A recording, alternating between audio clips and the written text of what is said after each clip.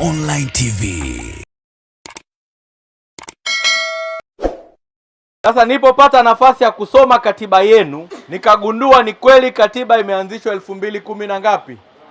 Na 8 kwa hiari yenu. Lakini katiba inazungumzia sifa za kiongozi, na inasema moja ya sifa za kiongozi ni kuwa mwadilifu, mwaminifu ndani na nje ya kikundi. Katiba hii ina mkutano mkuu wa mwaka, ambao mkutano mkuu wa mwaka, wanachama au wajumbe wa mkutano mkuu wa mwaka ni wanachama wote wa. Moja ya kazi ya mkutano mkuu ni kupokea taarifa ya utendaji wa kamati. Nyingine taarifa ni kupokea mapato na matumizi ya taasisi mlioisajili wenyewe. Nyingine ni masuala ya akaunti, uwekezaji na mambo mengine yote ambayo mmekubaliana. Kama hamjakaa, uadilifu wa kiongozi unatokea wapi? Sasa unapokuwa kiongozi ukajiita mwadilifu, ukamzuia kiongozi wa juu asije, mkatengeneza masuala ya vyama, uongo.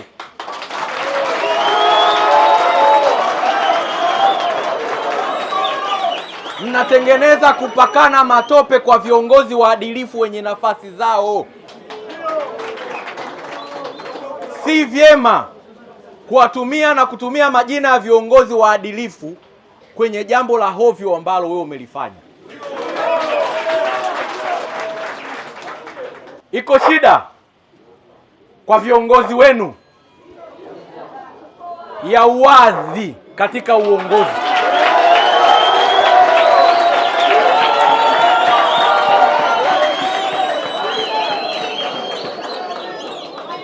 Nilitamani waniambie kwamba mheshimiwa mkuu wa wilaya na mkurugenzi wa jiji mmekuja.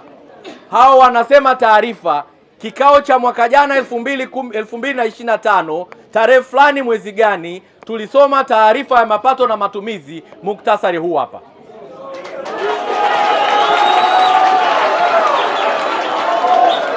Sasa na mimi kesho na kesho kutwa nitauliza, we mkuu wa wilaya umefanya jukumu gani katika nafasi ya ukuu wako wa wilaya? Natakiwa nisiseme tu wananionea, niseme nimefanya 1, 2, 3.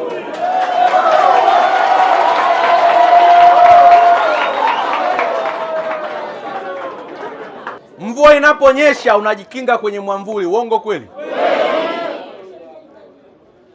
Jua likiwa kali unajikinga kwenye mwamvuli au kwenye chini ya mti, uongo kweli? Lakini mvua ikinyesha huwezi kwenda chini ya mti. Utafanyaje? Inawezekana walikuwa wanajificha kwa wakati huo, sio kwa leo.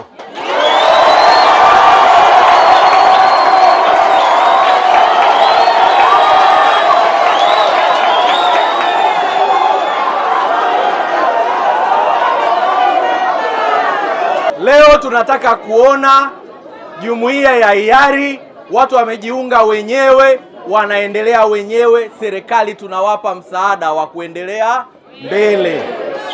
Sio jukumu la serikali kwenda kuivuta jumuiya wapi? Chini. Sisi ni kuwasaidia. Namna gani tunakwenda kuwasaidia? La pili, nilipowasikiliza ninyi, nimewasikiliza na wao, nimesoma na hii katiba yenu. Hapa nimekaa nimeisoma na nimemshirikisha mkurugenzi. Katiba yenu ilikuwa ifuatwi.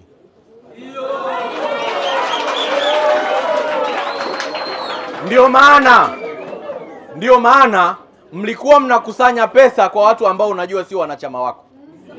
Wakati katiba yako inasema kusanya pesa kwa wanachama.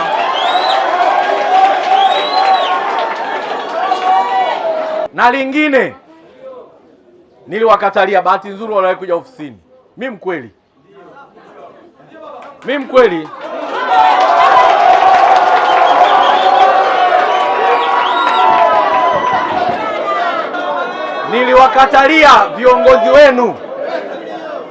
niliwakatalia viongozi wenu walikuwa na mpango wa meza za chuma, nikasema ni marufuku.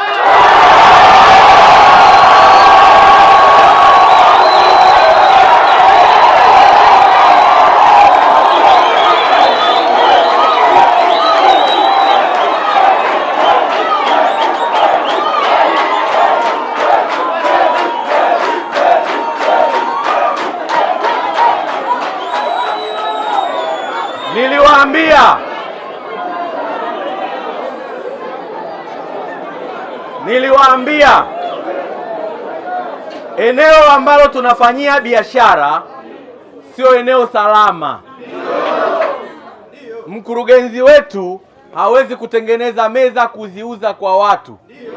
Mkurugenzi wetu na halmashauri ya jiji chini ya rais wetu Daktari Samia Suluhu Hassan anakwenda kujenga soko.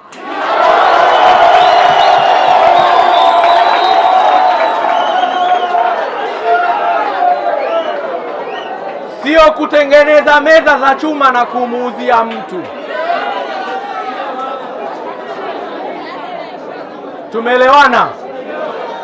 Tumeelewana?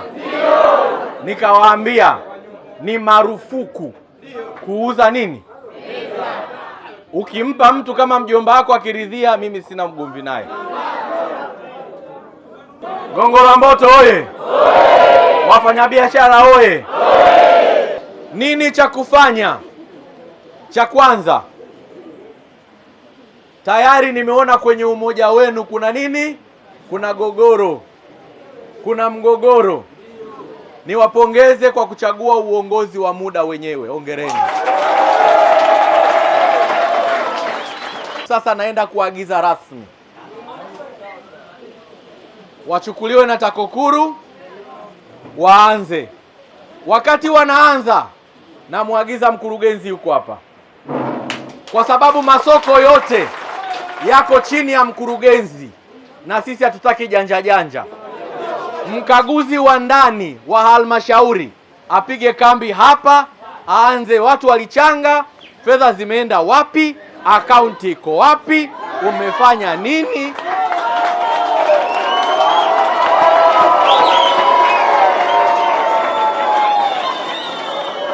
Huyo mkaguzi ni wa kwetu, ni mkaguzi wa ndani, anaanza hapa, anapiga kambi. Mkurugenzi, nakushukuru.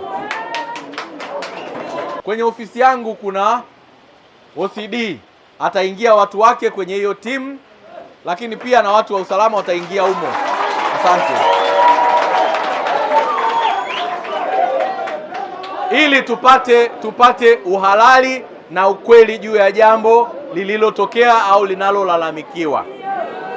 Hivyo atakuja mkaguzi, nitaomba mtoe ushirikiano.